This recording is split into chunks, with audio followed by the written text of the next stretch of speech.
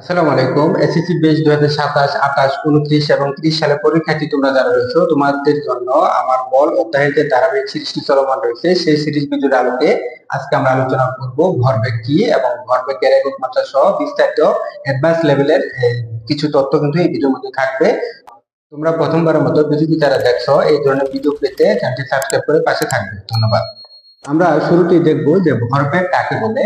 ভরবেগ কাকে বলে, এই ভরবেগের দুই ভাবে সংজ্ঞা দেওয়া যায়। এই ভরবেগের সংজ্ঞা কিন্তু দুই ভাবে দেওয়া যায়। তোমরা যদি একটু খেয়াল করো দুই ভাবে সংজ্ঞাটি, এক ভাবে যে সংজ্ঞাটি আমরা মনে করব যে কোন বস্তুর ভর ও বেগের সমন্বয়ে যে ধর্মের উৎপত্তি ঘটে তাকে কিন্তু ভরবেগ বলে।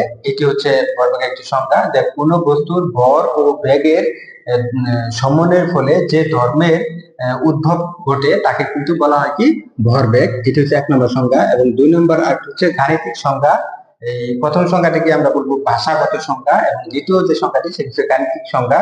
গাণিতিক সংজ্ঞাকে আমরা বলবো কোন বস্তুর ভর ও বেগের গুণফলকে ভরবেগ বলে। এটি পি দ্বারা প্রকাশ করা হয়।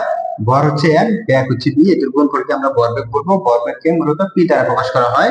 কোন বস্তুর ভর যদি 2 যদি হয়, বেগ যদি 2 মিটার পার সেকেন্ড হয়, তাহলে হচ্ছে ভরবেগ 4 কেজি মিটার পার সেকেন্ড। এই ভরবেগের একক হচ্ছে কি কেজি মিটার পার সেকেন্ড। এবং এর মাত্রা হচ্ছে কি, আমরা যদি মাত্রাটা দেখি, ভরের মাত্রা হচ্ছে এম, ক্যাপিটাল লেটার এম, আর বেগের মাত্রা হচ্ছে এলটি ইনভার্স 1। আর এটা হচ্ছে ভরবেগের মাত্রা। আর মাত্রার সমীকরণ করলে অবশ্যই তাকে একটি ঘাত ব্র্যাকেট দিয়ে প্রকাশ করতে হবে। তাহলে আমরা শিখলাম যে ভরবেগ কাকে বলে, কোন বস্তুর ভর ও বেগের গুণফলকে ভরবেগ বলে। অথবা আমরা ভাষাগত যদি সংজ্ঞা দিই তাহলে দিব কোন বস্তুর ভর ও বেগের সমন্বয় যে ধর্মের উদ্ভব ঘটে তাকে কিন্তু ভরবেগ বলে। এই ভরবেগকে পি দ্বারা প্রকাশ করা হয়। এর একক হচ্ছে কেজি মিটার পার সেকেন্ড এবং মাত্রা হচ্ছে ml ইনভার্স 1। তোমরা প্রথমবারের মতো যারা ভিডিওটি দেখছো, ভিডিওটি ভালো লেগে থাকলে একটি লাইক ও চ্যানেলটি সাবস্ক্রাইব করতে ভুলবে না। ধন্যবাদ।